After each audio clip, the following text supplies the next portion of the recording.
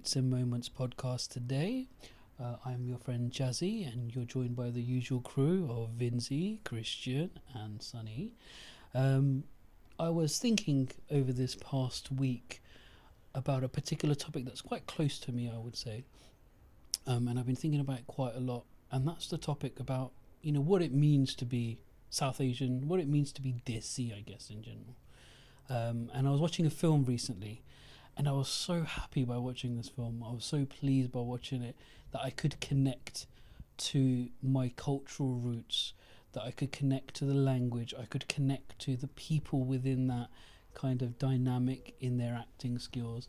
And it really kind of made it, you can't see me right now, but it brings a smile to my face just even thinking about it, because it was like, wow, this is my culture, this is my roots, this is my language, and this is what it means to me to be Desi, really. So fundamentally for me, when I was thinking about it, I was like, I'm quite Desi, and the way I describe Desi to me is someone who speaks the language. So I'm Punjabi, as in I'm Pakistani Punjabi, I speak Punjabi, that's the language I first learned. So for me, that's already a big part of my identity of who I am. And I would say if people speak their language, for me, automatically they become Desi. There might be the wrong opinion, but that's the way I kind of see it. As well as kind of someone who really respects their cultural roots, in terms of what their cultures kind of suggest, respecting elders being a key part within that, understanding the responsibilities within the community roles, etc. For me, that's what someone, when I think of the word Desi, that's what comes to mind. And I just wanted to ask you guys, like, what do you think about when the word Desi comes up? It's a very loaded question, I must say. Sorry about that. It's a fair one. I mean, it's something where everyone has their opinion on it, and you can even look as a definition, the etymology, how it all came about. I mean, we've just touched on Punjabi-ness from your end, Jazzy, yes. And I mean, there's one question I think somebody says, you'd know what you are based on, I guess, how you listen to your dreams. What language are you listening in your dreams? Is it Desi? Is it English? Or if you in a fit of rage, what's the first swear word you say? What language is it? Do you say the reference to your mum or your sister? Do you say the English for feces or stuff? Yeah. Like, in that moment, what comes out is your true self. And what comes out for you? This is a good question. In my dream, I unfortunately unfortunately, it's just maybe in terms of this topic, I dream in English. Do you? Yes, but then I find if I'm staying in Pakistan for enough times, if I'm in a bad mood, I'll throw the Punjabi slurs. Okay, yeah, with the ban and the not the bahan like the Hindus, not like the Indians. Bahan is ban, the Pakistani way. Yeah. Ban. Sure, that's fair enough. And obviously connected to that, I've also kind of read that on the internet that if you're talking about what language you dream in is the language that you kind of connect with. Also, emotionally, if you are listening to something, like listening to a piece of music, and you connect to it emotionally differently. So I will tell you mine, and this is what I read as well, is I get more emotionally charged when I listen to a Punjabi song than if I listen to an English song. And so my emotional love language is Punjabi. It's not English. Okay. So again, that for me connects to me. Oh, I'm Desi because that's my language. That's the language I speak. And maybe it's because that's the first language I learned. So I'm connected in that way. So I think it kind of backs up the dreaming bit, and the emotional language are probably connected. Yeah, because it's entering our subconscious, isn't it? I would assume so, right? Yeah, and then I guess it's also the company you keep as well, right? Which you can find out. I mean, I'm quite introverted by nature anyway, so I pretty much stayed at home. I didn't have many friends, and even then, when I go to school even when I go to school, it was majority white, hardly any Asians. So yeah, it was like I didn't really evaluate the Desiness. I just knew that I come from an Asian family, and if I'm at school, I'm probably one of the very few. And even then, I didn't really have a clique with the Asian guys. We were just in our own worlds. But then again, that's just me in a unique position where I went to a special needs school. I didn't really question the whole structure of it all. Yeah, I guess you had a lot going on. You've already kind of shared some of that as well, experiences in terms of that. And like, what about Vinzi and Sunny? What about you guys? I would say with my dreams, I'll just be. You don't share anything inappropriate about your dreams, by the way. Yeah. I'll be. It's all about cricket. It's all about cricket. Yeah. Oh, the bat and the balls, yeah. So is that what you associate being Desi like with? shining Cricket. Yeah. You dream about shining one side of them. And by taking a bite. Whoa. Wow. All right. So your dreams are about cricket. Cricket and football, mainly sports related. All right. So kind of, is that what you connect being Desi with? No, but mainly with the cricket. Mainly with cricket. Maybe. No other sports. Maybe because I've shied the big shots, I just imagine like hitting the ball out of the stadium. Oh, okay. Yeah, just that sort of thing, I guess. All right. In terms of what it means to be Desi, I reckon you touched upon it about being roots. I suppose, yes, it's learning about your own roots and culture and being respectful to others and the food, the cuisine. Oh, yeah, that's a very good shout there, Vinzi. The cuisine, isn't it? That's such an important part for being Desi, isn't it, really? Yeah, if you can handle it, you're part true. of it. If you're not, then you're not really. Yeah, it's funny when when I went to work restaurants and one of the managers was saying, you know, I can't handle curries and spices, and then he orders a korma, and then he was getting sweats from the korma, and I was a bit flabbergasted at that. I mean, is it because I'm just so Desi that I'm looking down at this korma? Or licking, like, you know, so licking meaning, yeah. but it's like, I never understand the different dishes. Yeah, I never understand. I think that's in just our a label, house, right? it's like sullen, chicken sullen. But isn't it like related to like the different areas of India? Probably. And, like, you know, Madras is one. The spices. I guess well. I guess the brands here like Partuks and these guys like TRS. Shan. I think everyone has that type of association where if someone goes, "What's your handle? Do you like this vindaloo and stuff?" And I'm like, "Vindaloo? I just have curry at home." It's sullen, mate. Yeah. We just add a bit more chilies, less chilies, more tomatoes to make it saucier. Yeah, that's I never like categorized them. I just know that it's southern style, northern style, really. Fair. Rather than just these little subsections of these different regions. I mean, suppose you can also mention the desi ghee, how much you put that in as well. Oh, yeah. or like desi eggs, or farmi eggs. Desi ande. Yeah, desi. And it seems funny. It's funny, like it's now associated being organic. Yeah. Desi foods. They are desi. Ye farmi. It's like, are you just trying to say it's just not processed enough, and then you're saying it's desi as in it's authentic? I guess it's more like villagey, isn't it? Like, yeah, that's what it is. Because I don't think, you know, India and Pakistan, I think the cities are so Western. Would you class them as desi? Because that's a question, I think. Exactly, and I think that's a very valid question, isn't it? I think they're more influenced on the western side, I guess. Yeah, somewhat. I guess like the big cities, especially what you disclosed where you were from, Islamabad that city. Bin does. The bin Islamabad. The bin in Islamabad, yeah. So like, yeah, I guess like the major cities are probably influenced like that. And I think that's what brings us back to, for me, that question of like, what is it being Desi? Like, how are we looking at it? What are we defining it as? And I think it's a really important topic considering we're British Asians growing up in this society. And kind of thinking about what it is about connecting, and I said for me it's about connecting to our culture. So, what does that look like? Suppose, I guess, probably from Indian aspect, they got the Bollywood films as well, music, dance. That's fair, yeah. So does that mean that you're Desi if you're into those kind of things? I mean, now there's like a few people I know that, you know, marrying to Indian spouses, so they have Indian fiancés. And they're now understanding their culture and their family, and then they're watching these Bollywood films to understand and get a flavour of what it's like. But obviously we know it's anything in film is a fantasy, but it's just capturing the essence, I guess, of being Desi and then the hearts of the aunties. Exactly, yeah. So well, they're like not aunties though. No, as in the terms, like in the Bollywood film, they always try to get the heartstrings of the aunties in it. Yeah, but I'm on about the people who are watching, not some aunties, mate. I'm not sure where you got that from.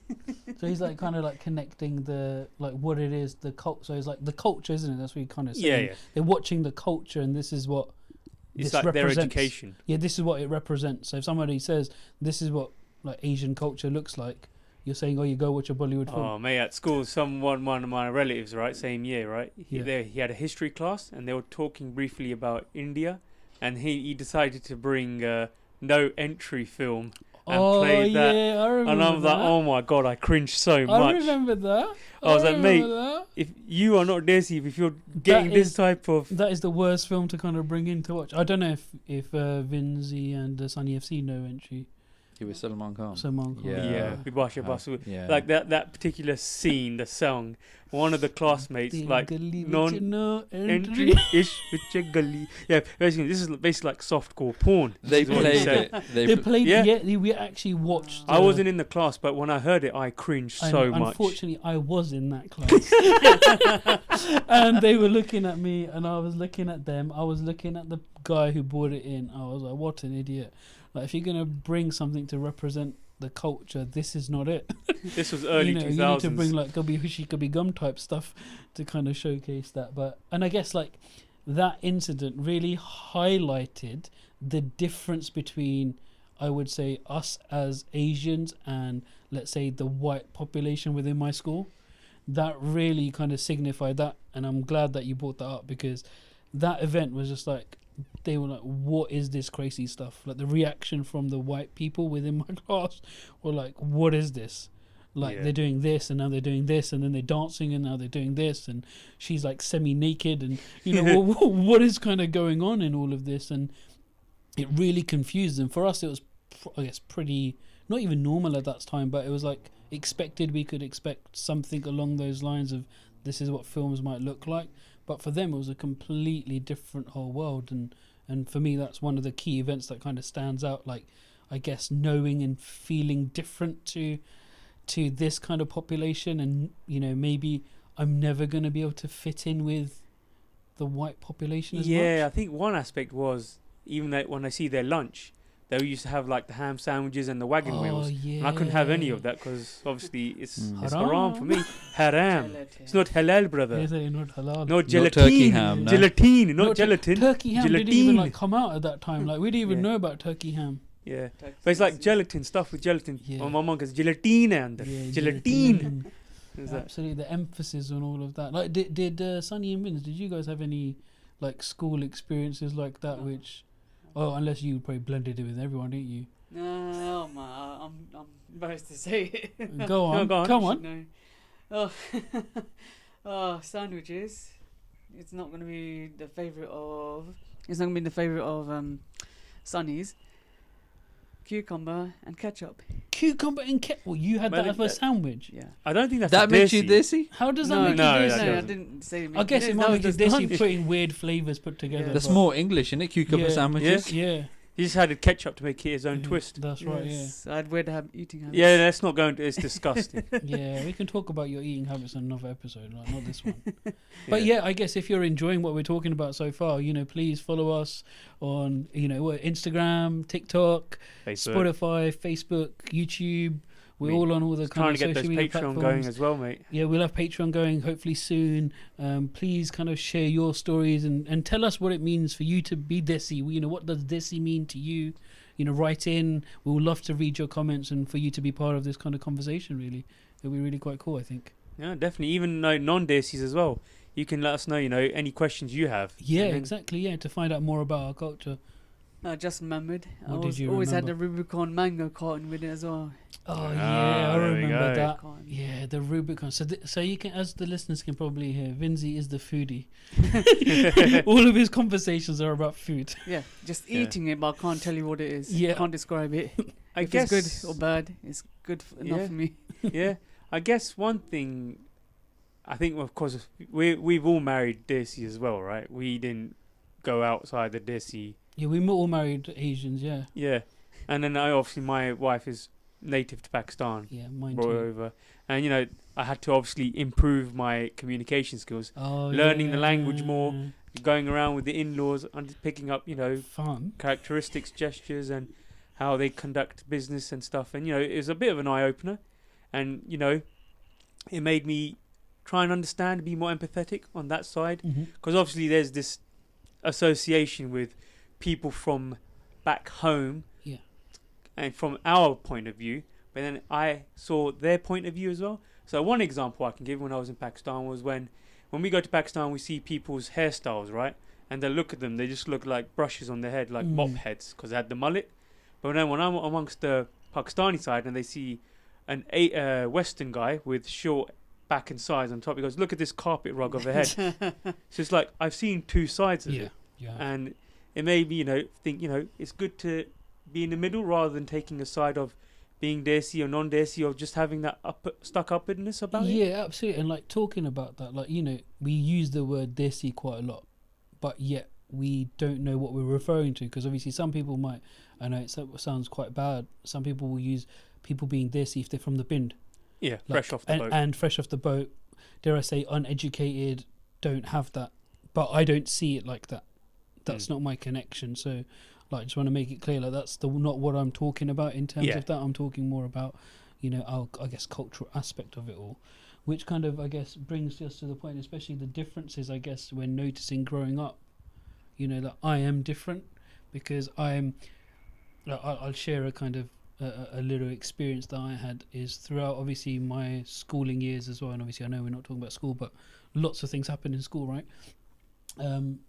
I used to listen to so many Punjabi songs. Oh yeah. Most of my playlists are all of Punjabi songs, not even Bollywood, just all Punjabi songs really. And realizing like my peers are all listening to like R&B, hip hop, different artists, and I can't relate to them. I can't connect to them. I'm in a school which at that time was probably majority white. Yeah. There were obviously some like Asians, but I wouldn't call them, in my opinion, Desis. Yeah. I would call them, dare I say, Asians who ventured more towards the white population and then wanted to connect with them a lot more, and they had much more in common, whereas I could never connect with them because I had very different interests, very different tastes. Obviously because of the area that I kind of grew up in. And I just remember listening to those kind of music, coming back home, quickly going on MSN Messenger. I don't know if you guys remember MSN Messenger. Yes. Like messaging my friends, and at the time I only had a couple of friends. I still don't have a big group of friends. One of them being Christian. Come back messaging him or phoning him on the phone. Oh yes. On the house landline phone, as back it were. then. Landline, yeah, absolutely. And then kind of recognizing that actually all like my Gore friends, so all my white friends, are just kind of going out and like chilling and going to play some sort of sport or riding their bikes or whatever, whereas I'm coming home doing my homework, talking to my friends on the internet, and then I'm getting ready to go Quran class to get a beating from the Molvi because I know I'm gonna get it right or I'm gonna get something wrong. So like I wanted to ask you guys as well, like did you have any kind of experiences like that as well? I think growing up, you're in that environment and you're in that era where you're probably not allowed to, well, you are allowed to express it, but it's probably seeming a bit different. And, people wanted to just fit in rather than being different. I think the era's changed now. So that's why you probably see a lot more people fitting towards the, I guess, British lifestyle more so. So, yeah, that must have been really hard for you then, if you might have felt really alone and restrictive because, it probably hindered your maybe schooling experience. Yeah, I think, looking back on it as well, I think what happened is that my friendships became quite superficial with, dare I say, white people. They became like much more like, oh, I'll be friends with you for a particular time, for a particular purpose, for a particular role, and then I'll move on. But I always just ventured back to, dare I say, my kind. I'm using speech, but inverted speech bubbles here. Like I just reverted back to my own kind. Hence why still the closest friends I have today are in this room together that we're talking about, as well as my other friends who are not in this room. They're all Asian.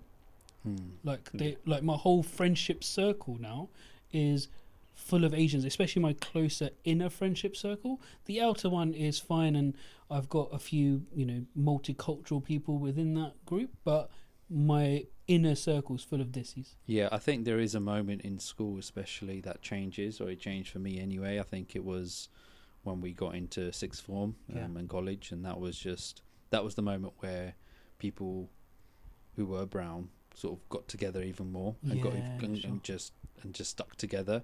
Obviously before that, from nursery all the way to year 11, everyone sort of mingled, English people, everyone really.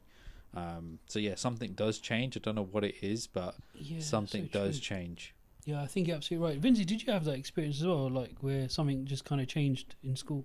Yeah, I would say so. Around GCSE, sixth form time, I guess. Yeah, I guess.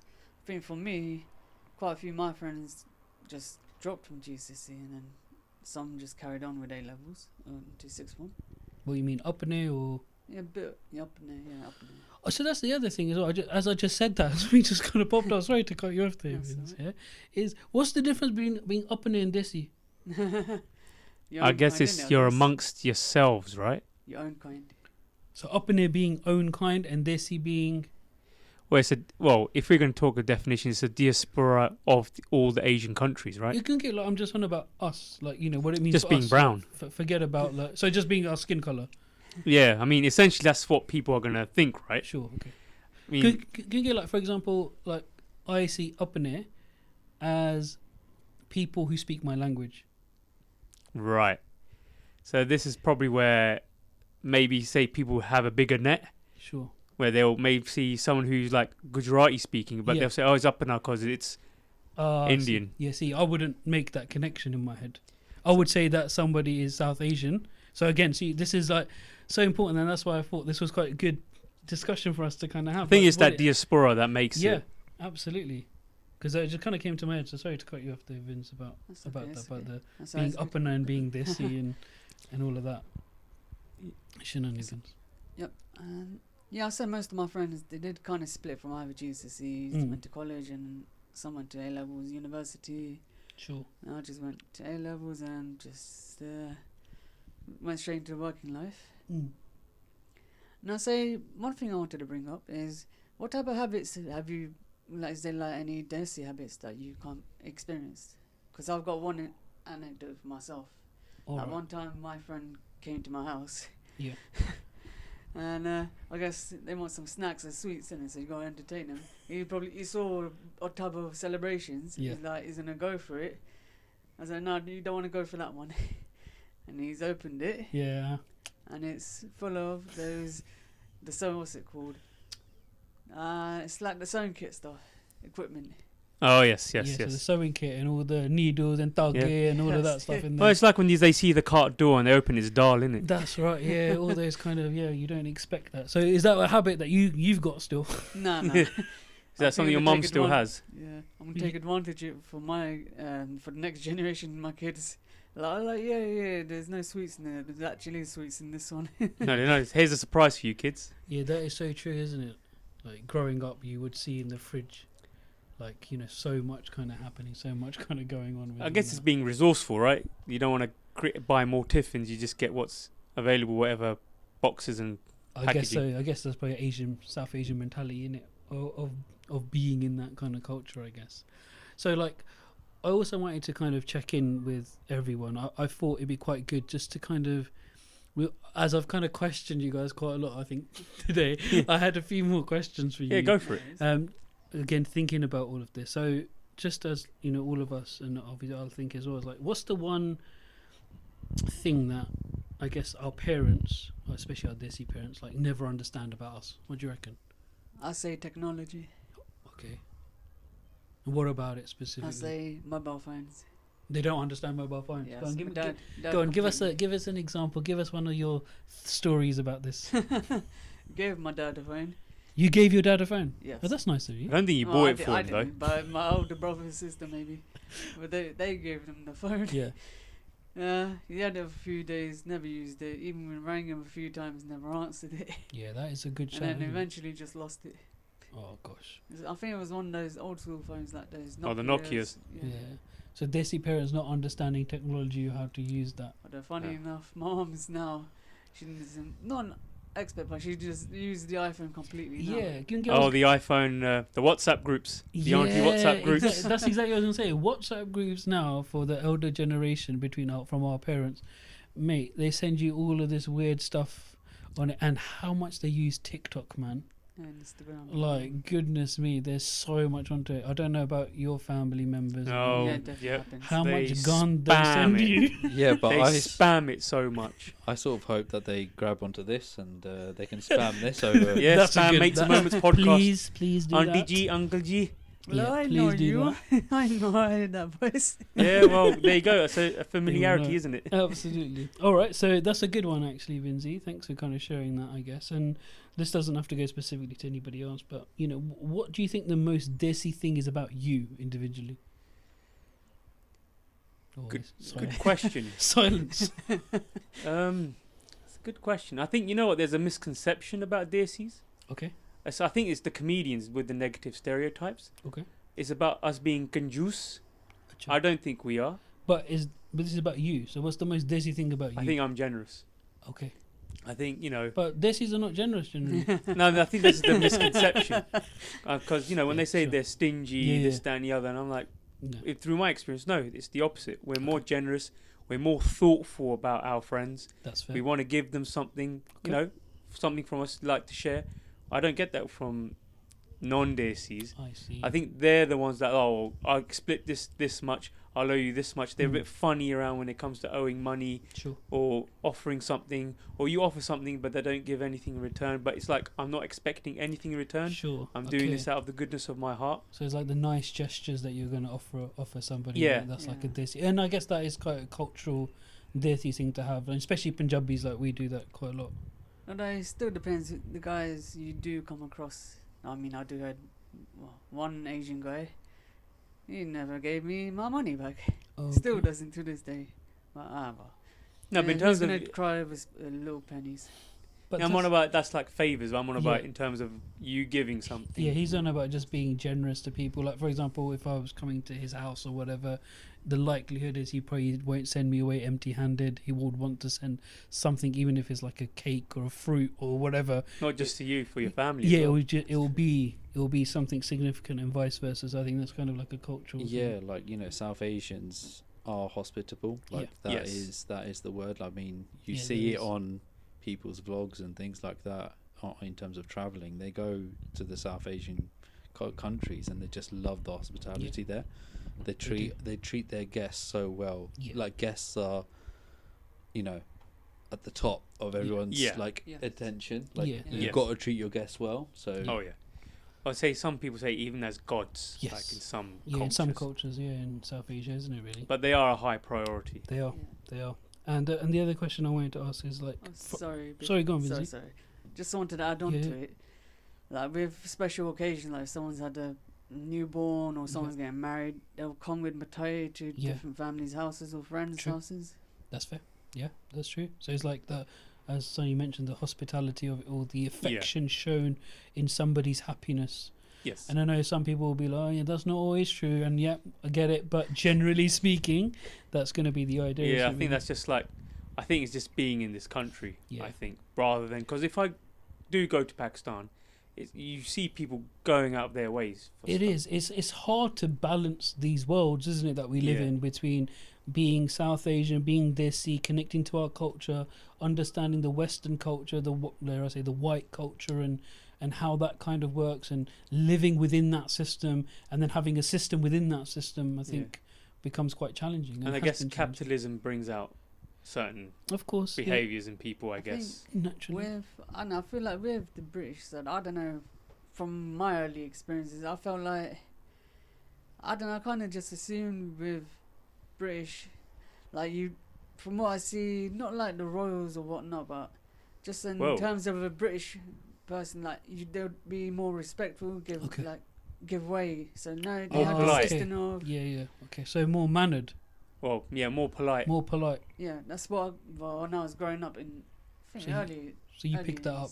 Yeah. Actually, that's another thing. I think with Desis, they come across as being impolite and rude, but I think they're just in their own world sometimes.